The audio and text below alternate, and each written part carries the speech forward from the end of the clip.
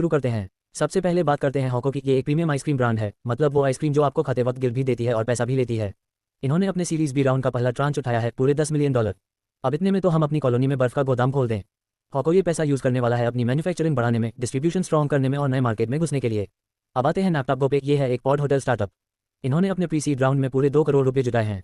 ये पैसे वो यूज़ करेंगे फ्रेंचाइजी डेवलपमेंट, मार्केटिंग और टेक्नोलॉजी में। नाम सुनते ही लग रहा है जैसे कोई ऐप है जो नींद के साथ ट्रैवल प्लान कर देता है। नैपटॉप गो, सो जाओ और निकल लो। फिर है नोबल हाइजीन। ये कंपनी डिस्पोजेबल हाइजीन प्रोडक्ट बनाती है। इन्होंने 170 करोड़ रुपये का फंड जुटाया है, थोड़ा प्राइमरी थोड़ा सेकेंडरी, एकदम मिक्स वेज थाली की तरह। ये पैसा यूज़ होगा अडल्ट डायपर मार्केट में एंट्री, डिस्ट्रीब्यूशन एक्सपेंशन और ब्रांड इन्वेस्टमेंट में। यानी अब बच्चे ही नहीं, बड़े भी कूल डायपर्स पहनेंगे। ऑयल मोटर्स ये इलेक्ट्रिक कमर्शियल व्हीकल बनाते हैं। इन्होंने सीरीज डी राउंड में 638 करोड़ रुपये जुटाए हैं और अब इनकी वैल्यूएशन पहुंच गई है करीब $176 मिलियन। अब भले ही गाड़ी इलेक्ट्रिक हो, पैसे पूरे चार्ज हो गए हैं। फाइनेंशियल ईयर 24 में कंपनी की ऑपरेटिंग रेवेन्यू रही 189 करोड़, लेकिन घाटा हुआ 227 करोड़ का। भाई गाड़ी भले आगे बढ़ रही है, बैलेंस शीट थोड़ी पीछे रह गई है। अब बात करते हैं वन इंडिया फैमिली मार्ट की। ये है एक वैल्यू रिटेल चेन। इन्होंने $12 मिलियन उठाए हैं अपने सीरीज डी राउंड में। पैसा लगेगा ग्रोथ में और रिटेल स्टोर्स बढ़ाने में, मतलब डिस्काउंट के साथ डिस्काउंट पे और स्टोर भी हर गली में। अब आते हैं क्विकअप पे। याद है क्विकअप, वही जहां लोग सब कुछ बेचते थे, मोबाइल, बाइक, एक्स तक। अब इन्होंने फाइनेंशियल ईयर 24 में 45 करोड़ की रेवेन्यू और पहली बार 2 करोड़ का प्रॉफिट कमाया है। ईबीआईटी के मार्जिन रहा 5.36% और रिटर्न ऑन कैपिटल एम्प्लॉयड रहा 1.69%।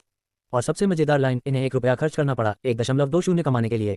लाइक करे, शेयर करे, नीचे कमेंट करो और सब्सक्राइब करो। जल्दी से आगे बढ़ते हैं। पॉलिसी बाजार फिनटेक ने अपने फाइनेंशियल ईयर 25 के चौथे क्वार्टर के नतीजे दिखाए, जिसमें ऑपरेटिंग रेवेन्यू 38% बढ़कर पहुंच गया 1508 करोड़ रुपए और नेट प्रॉफिट 2.85 गुना बढ़कर हो गया 171 करोड़।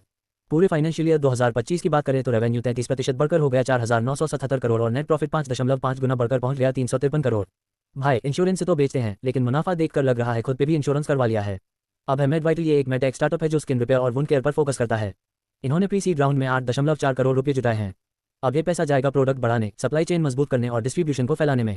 डिलीवरी, जो कि एक लॉजिस्टिक कंपनी है, उसने फाइनेंशियल ईयर 25 के चौथे क्वार्टर में 2191 करोड़ रुपये की ऑपरेटिंग रेवेन्यू और 72 करोड़ का प्रॉफिट कमाया है, जबकि पिछले साल इसी समय लॉस था।